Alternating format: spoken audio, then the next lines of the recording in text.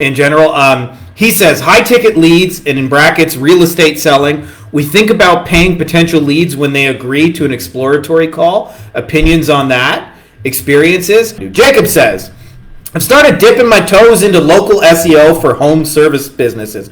It seems it's like there's more emphasis on GBP profile ranking. How do I put some makeup on this pig and make it look sexy for potential prospects? Thomas says, hey guys, I had a solid break from SMMA. Basically since quitting e-commerce niche, I've been testing different local niches, working hard to get clients, but then fucking up service delivery. And yes, I've tried seeking help of another agency owners in the same niche and media buyers, but none of the other strategies work. The problem was always a bunch of useless leads that don't convert to clients, and I had to either refund the client or let them go feeling embarrassed. I'm considering giving an agency model one more shot, but not lead generation. Some ideas from the community could help. Is anyone offering other services?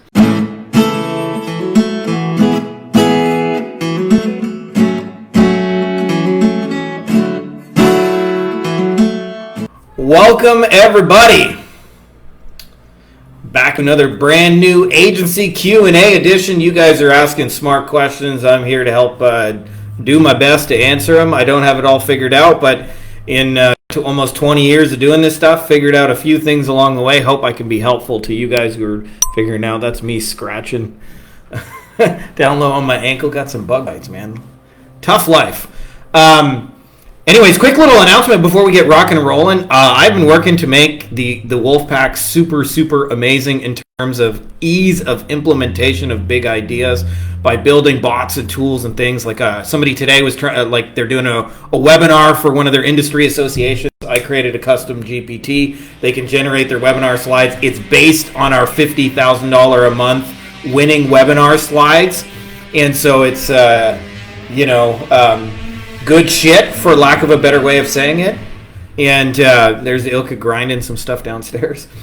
But we can generate those slides at the click of a button. That is like pretty fucking amazing. It used to take hours and hours and hours. In fact, I used to probably spend anywhere from 3 days to a week getting ready to record the webinar, and the actual recordings 35 to 45 minutes typically, sometimes an hour. But now we can actually do that prep work in like minutes. So that's the exciting part, is I'm building tools and things like that just to make your life easier. For those of you guys who are interested, check that out. We're literally breaking down every aspect of running an agency. SOPs, building teams, hiring, onboarding, training, generating leads, webinars, sales conversations. In fact, one of my goals over the next 3 to 6 months is to upload all the successful sales conversations we've had into a custom GPT, so that you'll be able to enter your sales conversation you're having with a prospect and go, what do I say next? And it'll go based on our knowledge base of what we know works. Just say this. So good things ahead. So for those of you guys who are interested, check that out, beyondagencyprofits.com. There's a button for the Wolfpack. Check it out. That's all I got for you guys in that. Let's get rocking and rolling here. Ladies and gentlemen, boys and girls, children of all ages, Frankie Fihn proudly brings to you our weekly Q&A. Dad guns, act like you're not impressed. You can't do it. 2 tickets to the gun show. We're in business. I guess I forgot my drink downstairs, so this could be a long call. So Oral's up first. Our man, Oral's a genius, by the way, for those of you guys who don't know him, but just like super cool dude in general. He says, high ticket leads, and in brackets, real estate selling. We think about paying potential leads when they agree to an exploratory call. Opinions on that? Experiences? So I don't necessarily have a ton of experience in this niche, but I know a few things that have worked, just things I hear through the grapevine. And I'll tell you just like how I would approach this. So one is I have seen that worked really, really well, especially in America, is getting people to an open house to actually look at buying a house, is giving them a $20 Starbucks gift card. If you do that to like 50 people, it'll cost you $1,000, but I guarantee you at least one of those 50 people is going to buy a house. And if you're making a $10,000, $20,000 commission, you can afford to give away $1,000 in cards. So not always giving away cash, but giving away like something of equivalent value, or win an iPad, shit like that. Like that stuff that has mass market appeal can always work. I'll tell you where mine gravitates is actually making a promise based on all the things people hate. So I'll give you 2 examples in different industries, and then I'll show you a little bit about like some of the research I did on the real estate niche. So I think about in the mortgage broker case, There was a guy who he was a real estate attorney, and what he found out is most real estate attorneys get most of their business from real estate agents and mortgage brokers. And he asked him, and this is where I would start the conversation, is he asked him is like, what is the thing you hate most about dealing with closing attorneys in his case? And they said, they take forever to mail our check. So a lot of these guys get paid on commission, and when they close a deal, they're waiting on a check, and they fucking take forever to get paid. Hey, what's up, Oral? He's here. He's live. All right, cool. A lot of these guys take forever to get paid, and so he made a promise based around the things they hate, which is, if you work with me, I will FedEx your check within 24 hours and even do it on weekends, right? So a lot of these guys, instead of having to wait a month to get paid, they get paid immediately, right? And so which title attorney do you think they're going to recommend? Obviously that guy. So I'll give you another example, different industry. Somebody asked, what do you hate about dealing with plumbers? And they said, they're late, they're slow, and they smell like shit, like literally smell like shit because they're unclogging dirty toilets. So they came up with a promise that our plumber will be on time and not smell like shit. That's their literal promise. So I looked at it in the real estate agent. I just did a quick search on things people like really hate about dealing with real estate agents. One is that they say they regularly lie. So they say it's super common to say they have a buyer in order to get a listing, and then they don't actually have a buyer. So like they'll bullshit, right? There's a lot of beginner, it's a low barrier to entry. A lot of say they don't trust them.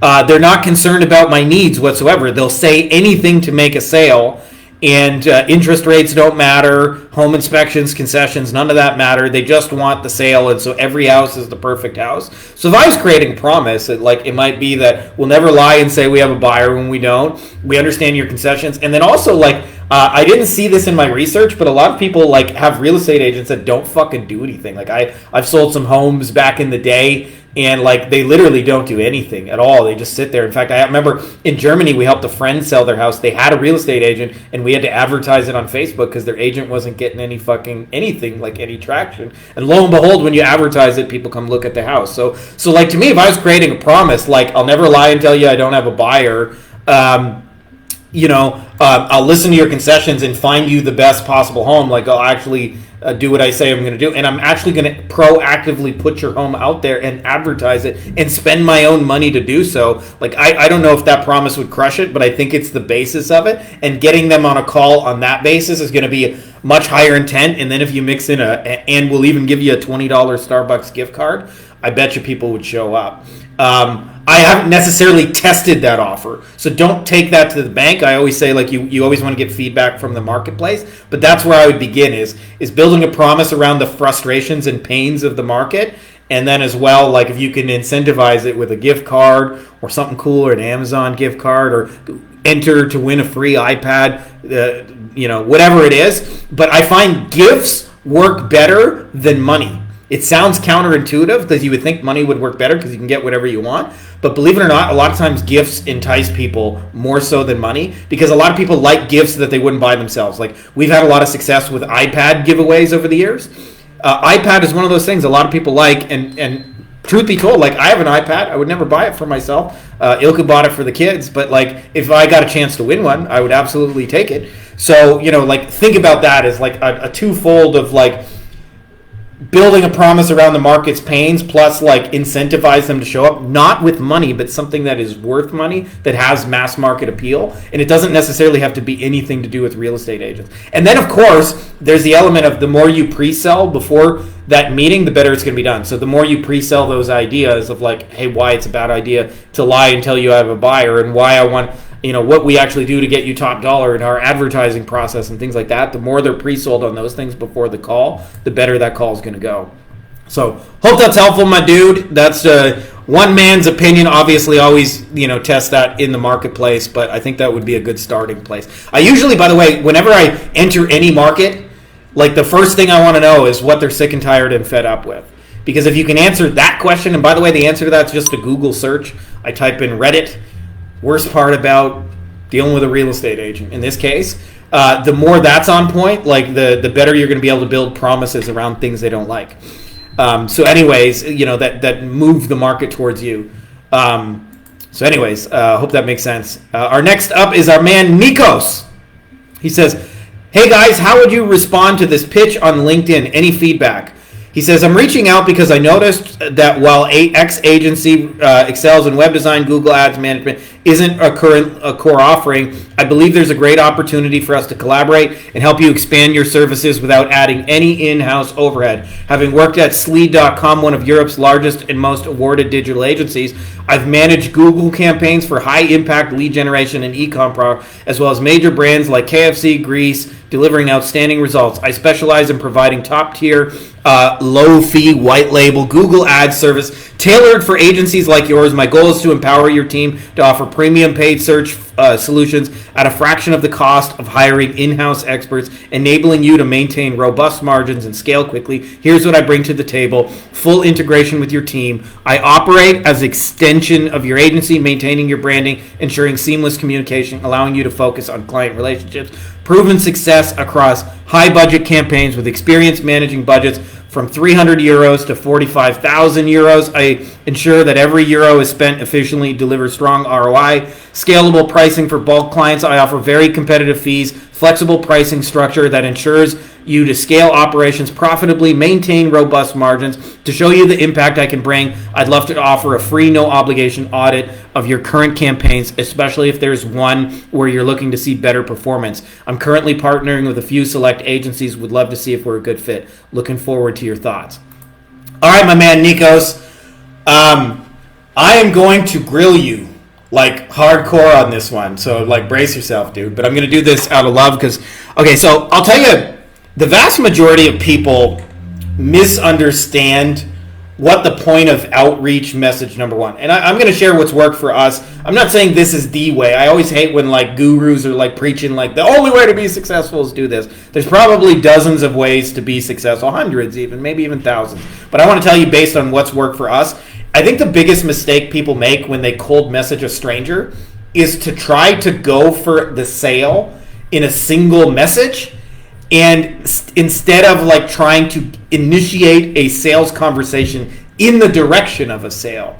So, you know, back in the day, there used to be all this stuff on the internet. I remember I clicked an ad once. I'm going to show how old I am, but it said like Britney Spears naked, and I clicked on it.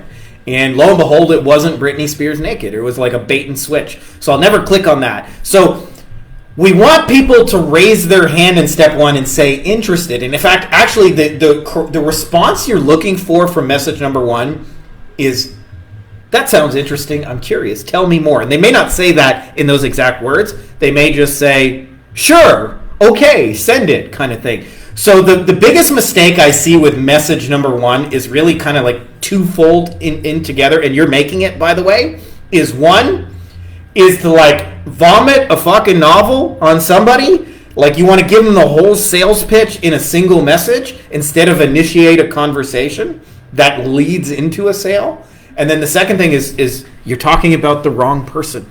You're talking about you. I am, we are, we do blank. The reason I'm contacting you, our company does. We are qualified. They're like, I cannot imagine a thing that they give less fucks about than you, right? So if you understand this, every message that you ever write has to be written from them and their perspective. So in your case, like my opening message would probably be way simpler. It would be, have you ever thought about offering Google Ads to some of your clients? That would be it. So I always do like twofold. Like, so I'll teach you our opening outreach formula in a nutshell. It's super simple and anybody can do it. I personalize the first sentence, and then if you've ever been to Costco in America, and I know a lot of you guys are international, I've never seen Costco, but Costco is like a big bulk grocery store where instead of just like buying like normal items at a grocery store, they offer like bigger amounts in bulk. So like if you're buying strawberries, they got like giant packages of 1,000. It works really, really well if you got like lots of kids and things like that. Bigger homes and stuff like that tend to shop at Costco a lot. But if you ever go to Costco, especially on a weekend, the way they sell anything on their shelf is very, very simple. They hand out free samples.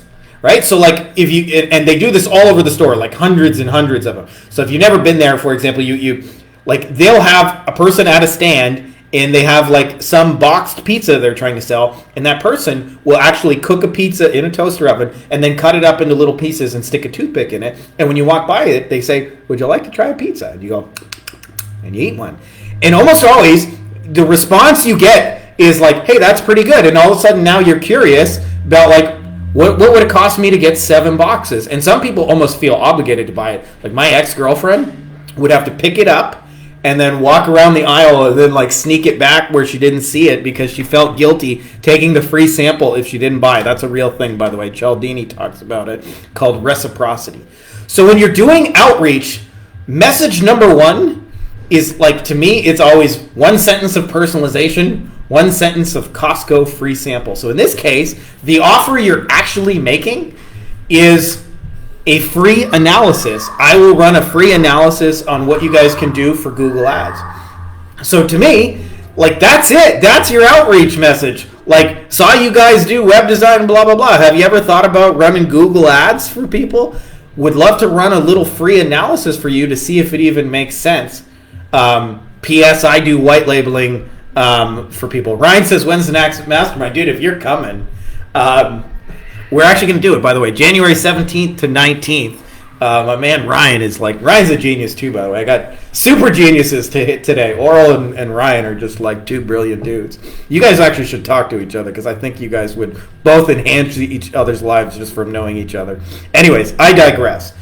So you're basically just vomiting a novel about yourself, right? So I want you to imagine like business is relationships. If you walked up to a pretty girl on the street and you said, "Hey, my name's Frankie. The reason I'm contacting you today, I'm interested in this. My favorite color is purple. I like the Detroit Tigers and the Detroit Lions. I grew up watching the Pittsburgh Penguins. I watched too many cooking shows. I played too much Goldeneye as a kid. I make stupid dad jokes." At some point, she's going to be like, "Shut the fuck up." Let me, like, she's probably not going to be interested because you're just nervously vomiting. But if you said, "Hey, you seem like really interesting to me because blah, blah, blah. Could we just talk for 2 minutes," right? And it's a very low risk commitment. Can we talk for 2 minutes, right? So that's where you want to think about it, is like meeting them at, can I run an analysis for you? Can I show you, like how you would offer Google Ads to your people? That's actually probably where I would go, is, hey, we got a template for selling Google Ads to clients. Would you be interested in checking it out?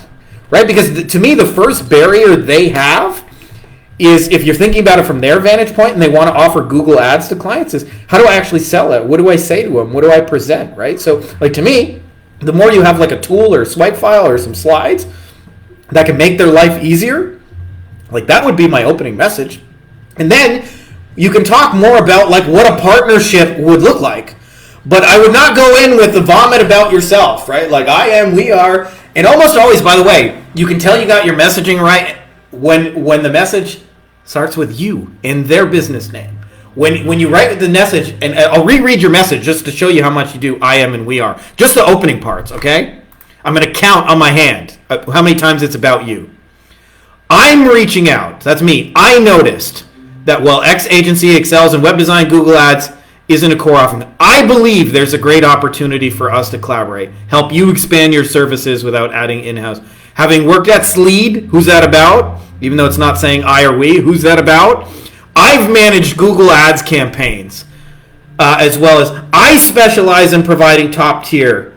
My goal is to empower your team.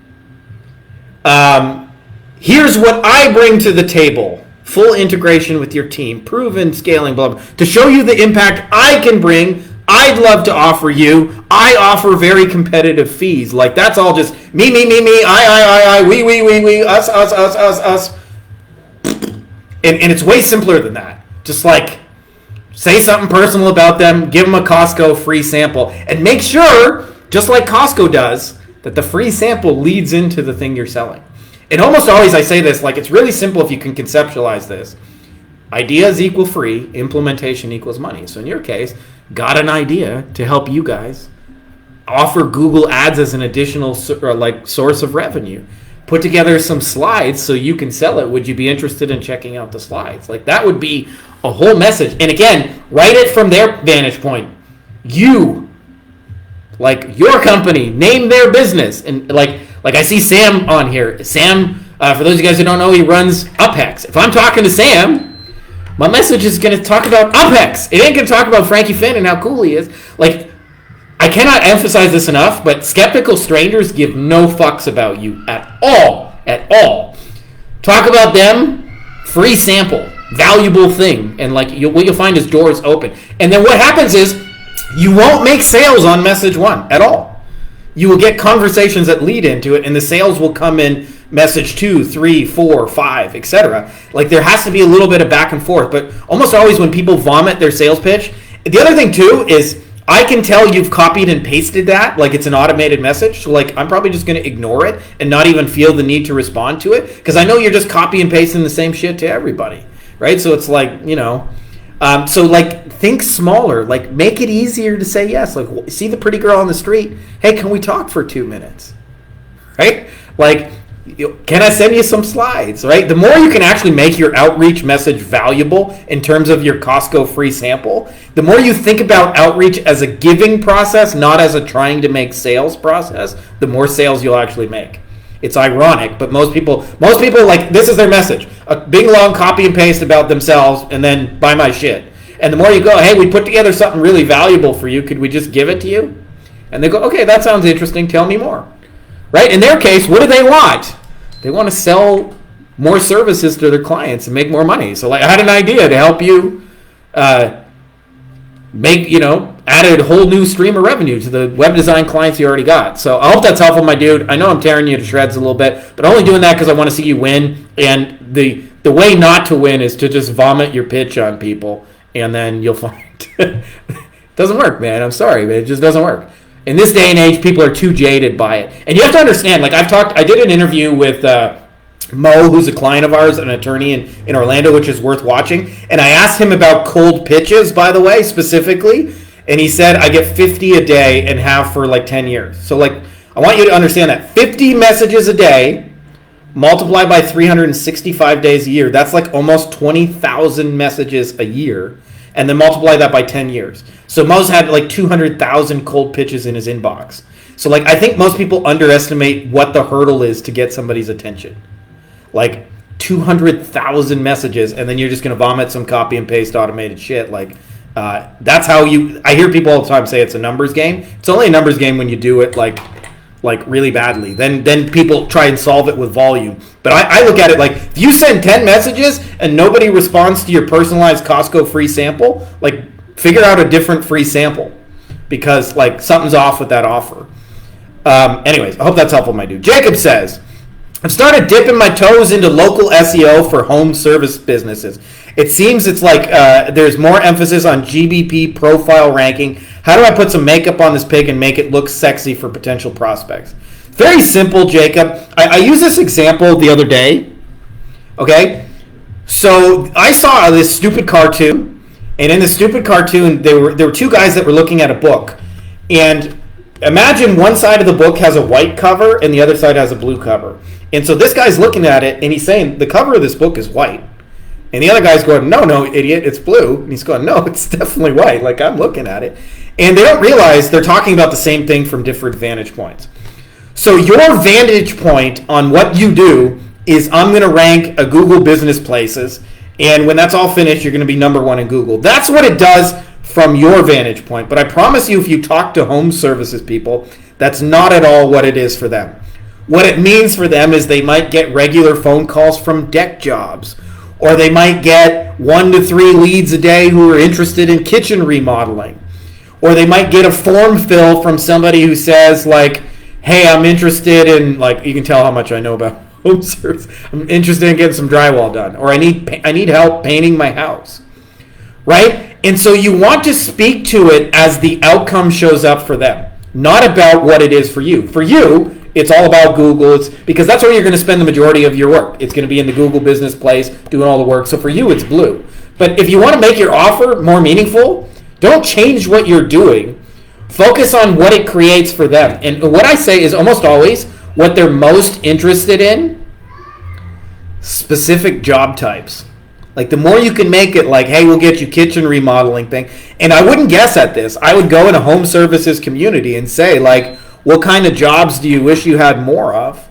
And they'll almost always tell you, like when I did this in the restoration space, they said, we want category 3 flood jobs. So instead of saying like we do SEO and pay-per-click, which they give no fucks about, right? That's a vehicle, that's a plane ride, that's a hammer, that is a thing that's the journey. But what they're interested in is category 3 flood jobs. So we just said, hey, we'll get you category 3 flood jobs by ranking you for keywords related to like emergency flood repair and stuff like that. And it's all about them and what they want, right? So it sounds like mind-numbingly simple, but you don't tell people about what you do. You tell people about what it does for them. And if you're not sure, like I would ask, go into a group and ask them, like, what kind of jobs do you wish you had more of? And then build a service around that and actually like fulfill on that. And what it'll change is probably the nature of the keywords and how you optimize the GBP is probably a little bit different. Like if they said, I'm trying to get deck jobs, then I would optimize the GBP to talk about decks and show pictures of, you know, like back porches and stuff like that. But exactly, Scott nailed it. Scott just said, sell more blank stuff they want, not the GBP. It sounds so like really simple when you say it, but I'll tell you, if I go to 20 agency websites that do Google Business Place optimization, they're talking about it. And I've used this metaphor before, but like anybody who's ever booked a plane ride is not excited about like that airline, right? So I'll give you like, for example, like my closest home airport to my hometown is Detroit Airport. So I've flown from there like, you know, a billion fucking times. And a place I've flown to a lot is Atlanta, because Atlanta has a shit ton of connecting flights. I believe it's the busiest airport in the world. So whenever I booked a flight to Atlanta, my number one thing that I want to know is like, do you go direct to Atlanta? A very distant second is which airline's going to bring me there, right? So like if I got a choice between like Delta and Spirit Airlines, like Spirit is the most gangster airline ever fucking invented. I'll spend the $100 more and go with Delta. But the first thing I want to know is like, can you get me from Detroit to Atlanta? Okay. So the worst thing a plane ride provider can do is sell the journey and say like, we got comfy seats. We got nice peanuts. Our flight attendants are really friendly, because you don't give a fuck about those things.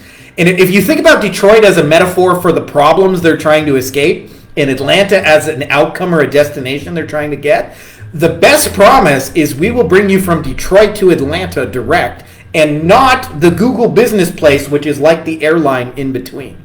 Because otherwise you'll say, we do good optimization, we build links, and blah, blah, blah, and you'll talk about things they don't give a fuck about, right? Like, can you get me Atlanta for $250? I'm in. Let's do it, right? Like that's what they need to know is and so what you want to think about is when your Google Business Place has been fully optimized, your work is done, what now shows up in their reality? And for us, it was like, this was our promise, by the way, just, you know, in the 90-day challenge, like we'll get you 50 to 100 phone calls per month from people who have category 3 flood job damage. And you won't close 100% of those, but you'll close a good percentage. And the way we do that is we get in front of people like with keywords like emergency flood repair Atlanta, you know, etc. Scott says, currently many companies home selling home services needs more subcontractors, employees, not more customer leads. Yeah, 100%. I think there's a huge opportunity. That's a whole discussion for another day, Scott, is when I first started hiring, I was like real shit at bringing in people until I realized hiring was its own lead generation process. You got to post ads. You got to get interested candidates. You got to filter for the right people. You got to have a quick follow-up mechanism. You got to create an offer that makes you irresistible to work for. So like if I was going to be in that niche, I would probably focus on getting them help, because most of them like don't know how to advertise themselves and make themselves sound like a cool place to work and don't know how to get talent and leads. I think that's an easier sell. But having said that, if you are going to bring them leads, focus on specific types of leads, because they don't value them all equally. Like think about a roofer. Okay, a roofer is a contractor. A roofer often gets called for like a leak, and they go and they put up one shingle and they fix a leak, and they bill it at $99. But if you add up the cost of paying an employee, a truck, insurance, those kind of things, they don't even make any money at all. Like they spend an hour and they don't make a cent. You compare that to like if I could bring them a $250,000 commercial roofing thing, like that's probably going to make them a lot happier. So it's not the GBP they're buying. If I say, hey, I'm going to optimize you to get commercial roofing jobs, that's a way more appealing promise than what most people are selling is what I call the undefined more. We'll get you more leads and more sales and more customers and more. Come down to Frankie, more. We're going to get you more of something. And the problem is, like, too many people have just been burned by that promise, so it doesn't really mean anything. It doesn't mean anything to anybody. Maybe like 20 years ago when this was all new, you could just say, I'll get you more customers from Google. That probably would have crushed it. But today, like, it's absolutely meaningless. And so the way to put the lipstick on the pig is get specific about what they want and position your thing as, like, this will bring you the thing you want. Again, sounds simple, but go to 20 agency owner websites selling GBP and optimization, and they talk about the plane ride, not the outcome. Like, this is the difference. We are GBP optimization, blah, blah, blah. We get you lots of links. We optimize. Here's our process. Here's our blah, blah, blah. Instead of, dear plumber, I know you're only interested in these types of jobs because, you provide steady work for your guys. You got to actually make a profit. You're able to cover your insurance. We figured out using Google Business Place optimization how you can get in front of these keywords so these people will show up 1 to 3 times a day. You're going to get phone calls from these people. Like, that's a totally different website. One's written about the company and one's written about the plumber. So you want to always, whoever that is for you, you want to write about them. In your case, the home services guys. Tomas says, hey guys, I had a solid break from SMMA. Basically since quitting e-commerce niche, I've been testing different local niches, working hard to get clients, but then fucking up service delivery. And yes, I've tried seeking help of another agency owners in the same niche and media buyers, but none of the other strategies work. The problem was always a bunch of useless leads that don't convert to clients, and I had to either refund the client or let them go feeling embarrassed. I'm considering giving an agency model one more shot, but not lead generation. Some ideas from the community could help. Is anyone offering other services? All right, my dude, I have a lot to say on this. A lot. Okay? So the first thing is, it does not matter what niche you're in. If you do not know how to identify the good clients, every niche sucks. Like, literally every niche. And the good clients, by and large, have 2 things in common. One, they are already spending money on advertising, and 2 is they have a certain team size. And it kind of like hidden in there is, if you're spending money on ads and you have a team, your sales process to at least a certain extent has to work already. And so what happens is, a lot of times we take on clients and they're single solos and they've never spent any money before, and we go into it with good intentions. But it turns out it's really hard to sell their shit because they don't have it closed, they don't know what to say, and blah, blah, blah. So I actually think your biggest issue right now is just choosing the wrong people. And it doesn't matter, again, whether it's e-commerce or whatever. If you're coming in to be the savior of the business, you're probably going to fail like 19 times out of 20. In fact, I watch too much cooking shows. Gordon Ramsay, he has a show called Kitchen Nightmares. He goes into struggling restaurants and he fixes it up. Sometimes he always makes over the whole menu so they get new food. He physically has a team come in and make over the building, so they go from these old ugly restaurants to like super modern, super nice. And then he also sometimes brings in help, so he'll like bring in a chef who stays with them for like 2 months after the show. Here are the failure rates of those businesses. 19 out of 20. They get the help from the best chef in the world, they get all the publicity, and they still fucking fail 95% of the time. So there's a tendency to think that when you go into a niche that you're supposed to save the clients at the bottom because we see how much of an impact marketing would do. But actually, and this is counterintuitive, you want to work with people who are already fucking winning and help them win more. So like, if I was doing this for a roofer, and I have done this for roofers, so like, this is not a theoretical, instead of going with the single struggling roofer and trying to save them, go with the guy who already has 40 trucks on the road, is across 3 states. Everybody has like uniforms. They got branded trucks. They got a sales process. They got a CRM, and they even got a follow-up mechanism. And they got commissioned salespeople. You're gonna have way better experience with that. So that's the first thing: is if you get the client selection thing wrong, everything you do after that is pushing the boulder uphill in ways you can't imagine. So that's the first thing. Is that sounds off to me. Now the second thing is. I got, like, if you guys, like, this is sort of my vision board goals reminder. That's what you guys see behind me. And in the red one, right there, that's right by my thumb. Cole says, Eddie, pick up the phone. Right by my thumb is a reminder. One of my mentors, Travis Sago, talks about something called producer mojo. So the producer mojo is the idea, if you think about, like in a movie, there's a producer, and they're often the highest paid person in the movie. And yet, in many ways, the producer doesn't do shit, right? They don't direct the movie. There's a director. They don't act in the movie. They bring in actors. They don't write the thing. They bring in writers. They don't do costumes and wardrobes. They bring in a costume and wardrobe. They don't even promote the movie. The studio provides the money and a marketing team. The producer simply does one thing, is they have a vision and they see how all the pieces fit together. The longer I do this agency game, entrepreneurship game, the more I'm a believer in producer mojo. And so for you, what I would suggest if I was in your shoes, I would talk to Sam Carlson, who may or may not still be here, who was on here earlier, and I would check out UpHex, and I would start with winning libraries of ads, because they got a whole shit ton of Facebook ads that already work. And it's compared to what it would cost you to figure this out, like it's a couple $100 a month to start with winning ads. That's it, right? Like you would lose that in a test budget. And so to me, the goal is not to be the master ad person. It's to be the producer. Is like you take somebody who needs winning ads, you choose the right client, and you put them with winning ads, and you put those two things together, shit's gonna work, right? But don't get that client selection piece wrong, because if you get that piece wrong and try and save businesses, what you'll find, it's a lot like making offers to the wrong people is a lot like, if imagine, for example, I sent you to the Jewish vegetarian conference, and I said, Tomas, you got to sell some barbecue pork ribs, and your entire sales commission checks depends on that. Well, you're going to the Jewish vegetarian conference, okay? Jews do not eat pork, and this is a special subsection of Jews that of Jewish people who are vegetarians, so they don't eat meat. Like, I don't care what your offer is. I don't care what your messaging is. I don't care how good the copy is. I don't care how good your outreach message is. I don't care how good your stand is or your stage speech. Like, you ain't selling shit.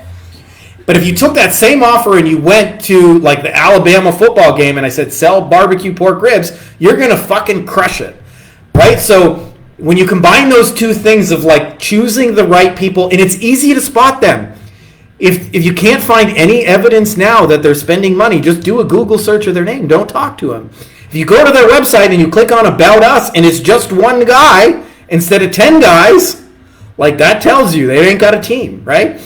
And so what we want to filter out is for people who have working offers and working sales processes. Generating leads only amplifies shit that's working. It does not save businesses. And then when you combine that with take some producer mojo, grab some shit that's already working, and plug it into their stuff, the less you do in that journey, the better it's going to be for the clients. I wish I knew that, because what'll happen is they just give a fuck about the results. And so if you can fire up ad campaigns, get results quickly, you're just going to have a better experience. In my example, Maxim is here. What's up, my dude? We got time for 2 quick questions, and then I got a jet because we're going to do some recording. Oh, Maxim looks like maybe he just deleted his question. It was there, and now it's gone. So maybe we'll skip that one, and we'll go to Jerry's thing. He says, when the man speaks, I do. Let's see if this deal comes through. Cheers, Frankster. I wanted to rant on this. This was not so much a question, but Jerry asked. He said, the subject line is aliens. He says, hey, Arthur, I hope you're okay and nothing crazy has happened to you. I know aliens are roaming around the world nowadays and you were traveling. Only joking, of course. Haha, I know you're busy. Hope you're doing well and you had a good weekend.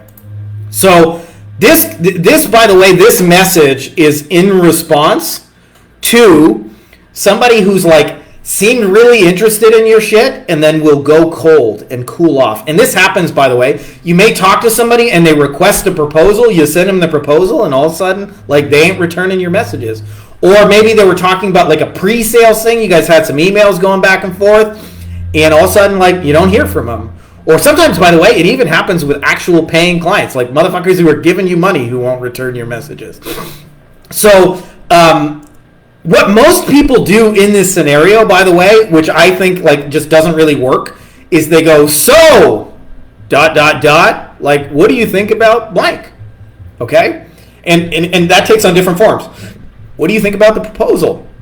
What do you think about that? And what I found is 2 things more than anything will reignite and re-escalate those conversations. This is what's worked for us. I'm not saying this is the only thing. One is humor. Joke about the fact that they've been busy, which is probably true. right? Like somebody messaged me for some shit today. We're getting ready for Heidi's 6th birthday party. For any of you guys, your parents know, like there's just an obscene amount of stupid shit to worry about. You know, cards and hats and balloons and cakes and got to go pick up a piñata and shit. We need stuff for the piñata and this booking guy wants to know about that. Like there's just a lot of shit. And then also we're getting ready for a launch. I'll tell you guys more about that in the next few coming days. But like in the middle of that, like you send me a message, I'm gonna go cold, but not because I'm like not like rejecting you personally or whatever. Like I'm just fucking busy, right? And so a lot of times we take it to mean, oh, they're not interested, and we get all needy and clingy. Like, and if anybody you guys have ever done like studied dating stuff, same is true. Nothing will kill relationships and business and sales more than neediness. And so the more you're like, well. And so I found humor is a good way to break the neediness. And then the second thing is, wherever possible, become more proactive about what you're going to do after you get hired. So I just recommended somebody, a friend of mine, to an attorney client who said, I need like a bitchin' ass wizard for social media. So I introduced them on Facebook. And I get to see all their conversation because we're still in a group together. And I can see their follow-up game. Awesome friend, awesome social media. Follow-up game sucks, dude. If you're watching this, you know I'm telling the truth. So what I suggested to him is, rather than going, so, in his case, what do you think about jumping on a call? And the guy, yeah, I'm busy, blah, blah, blah. Is rather start focusing on, like, let me show you some of the ideas I had for you. This is what I want to create for you. This is what I want to build for you. And when you start talking about like things you want to do after we're working together, what you'll find is those conversations get reignited and all sexy again. And almost always people go, so what do you think? And it's a very passive process. Like this is a middle class thinking. When you apply for a job in middle class, it's 100% in the fucking employer's hands at some point. They get to decide whether you're the candidate. When you're a marketing agency, you get to be proactive. Like if I was going back into the job world, it would be no contest. Because I would start sending them follow-ups and things I plan to do after I hired me. Hey, if you hired me for your $250,000 a year managerial corporate thing, these are the things I want to work on. These are the initiatives I want to create. These are the people I want to connect with that I think can most help with. These are some of the ideas I had. I probably have ChatGPT write it because I'm lazy as fuck. And also, Cole's joking about it, but it's actually true. He says, want to get Frankie's attention, send wrestling memes. If you click on somebody's profile and read for a minute, not even 2 minutes, just a minute, you'll see what kind of stuff they're into it. And if you send them funny shit related to that, you'll always get their attention. Always. So I do this a lot with memes when people ghost. So for example, like, Cole's using it, but I have an attorney client that I've worked with like for years. And he's really into Ric Flair. He's from Ric Flair's hometown, which I believe is in North Carolina. But don't quote me on that. But anyways, like he likes Ric Flair. And so whenever he doesn't respond, I just send him a Ric Flair like, woo! And he responds. Now, there's another like attorney who's always posting that he eats chicken parmesan. So if he doesn't respond, I send him a GIF about chicken parm. I learned those things just from spending a minute clicking on their profile. But I say this because a lot of times people get stuck when conversations stall out. And the easiest thing to use is like stuff they're already interested, humor, and then like, like next steps of like what I want to do together, what I want to create for you, right? Like don't think about this middle class where it's in their hands and now you just got to wait and hope they hire you. Fuck that. Be proactive. Send them more ideas. Send them funny shit. Stay on top of them. And the more you're systematic about that process, the more you're going to find that it just works. And I wrote about this, or I talked about this in one of our mastermind calls, but most people underestimate how much work it is to get people's attention, even for like a foot in the door, easy to say yes to offer. And there's a simple reason for it. Okay? People are busy. And I don't mean just your agency, service, or their business. They got kids, they got Netflix, their billboards, they got to go grocery store shopping, they got vacations, they got friends, they got barbecues, like et cetera, et cetera. And with the public availability of artificial intelligence, do you think our space is going to get noisier or less noisy? I have no crystal ball, so I don't claim to know the future. But if I had to bet everything I owned, I would put everything on noisier is coming. And so that means the amount of repetition it takes to get somebody's attention is way more than most people realize. And I would say on average, it's about 4 to 7 touches for somebody to do that. And by the way, we're building a custom GPT inside of our Wolfpack. It'll probably be ready actually this week. I was hoping to have it by Wednesday, but doesn't look like it. But later in the week, what I'm planning on doing is building these follow-ups based on our messages that works. So all you got to do is copy and paste your conversation and where it's stuck, and it'll go say this, say that, do that, and it'll unstick those conversations. So that's kind of where we're headed with those things. And it'll be based on stuff that we've used over the years that works. It's not like if you use ChatGPT out of the box, it sucks. But if you say, hey, this is all the stuff that works, now write a new message based on these messages, it's actually pretty fucking good. So like Cole said some funny shit there, but like that's actually like, that's brilliant marketing message, by the way, is get somebody's attention, send them memes based on what's on their profile. Sounds ridiculous, but like it really does work. And this is the thing, right? Like if somebody's already into Ric Flair or somebody's already into chicken parm and you send them something they're interested in that's personal and specific to them, you're no longer fighting to get their attention. You're meeting them where they're already interested. So as Cole mentioned, like for real, like we send each other a lot of stupid wrestling memes. A lot of them, like not one or two either. That's what works on me. If you guys are ever trying to sell me, send me stupid wrestling memes to get my attention. But you can learn a massive amount by just spending 1-2 minutes clicking on somebody's profile and just seeing what's there. And I'm going to program our custom GPT to automatically scan and read that, so you don't even have to figure that shit out. They'll say, hey, they're already into wrestling memes. Send them a wrestling meme. Naughty times. Anyways, I just want to share that with you guys because I think follow-up is really important and most people do it badly. They just go, so what do you think? And then they sit back and like wait to get hired. That's middle-class thinking. There's nothing proactive being done. You want to go like, hey, this is what I plan to do when I get hired. This is the initiatives I want to take. This is where I see us working together. I would love to create this meeting structure with you. Obviously I'm bullshitting because I haven't been in corporate 20 years. Thank fuck for that. Anyways, hope that's helpful to you guys. Looks like that's all the time we got. Maxim, I don't know if you deleted your question or whatever. You can ask me in private or we can handle it next week if you want. Hope that's super helpful to you guys. Really appreciate you guys. And I just want to mention again, like we're taking the Wolfpack to the next level because I believe the combination of working templates and materials that work with AI to personalize it is like really badass. So like the other day, I got a direct mail swipe file I've used for years to generate client. And like when I change niches or whatever, like I modify it slightly, but like it's the same kind of basic thing. Well, I've given those templates into our custom GPT and then said, answer these 2-3 questions, or ask the user these 2-3 questions about what they're doing, and it'll immediately personalize a template that works. So you can send a letter in like 5 minutes. And you don't have to write it. You don't have to create it. You just have to be able to answer 2-3 questions about what you're doing.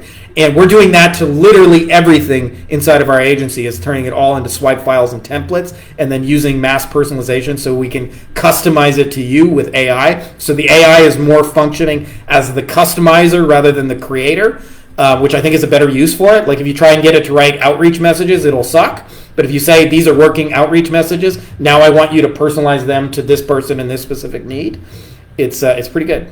It's really good, actually. So we're having some fun with that. And for those of you guys who are interested, you can check that out. Go to beyondagencyprofits.com and /Wolfpack. Or you can just go to beyondagencyprofits.com, click on the Wolfpack, check it out. Lots of cool stuff happening. Much love. Happy Monday. Got to go get ready for birthday preparation, stuff like that. May the force be with you. Hey guys, if you like this video, you'll probably also like our free Facebook group, Beyond Agency Profits, Agency Lifestyle Design. You can get free copies of the book inside here. I look ridiculous. We're doing weekly Q&As, giving answers to all your questions. Some of the best, smartest, brightest people. We've got lots of industry leaders doing 7-8 figures and beyond. It's a literal who's who of the brightest agency owners that I know, as well as lots of tips on scaling and stuff, books that work. So if you're not already part of it, you're going to want to be part of it. So make sure to click the link. I put it in the description of the video as well as in the pinned top comment below. So just scroll down and you can join, and it's totally free.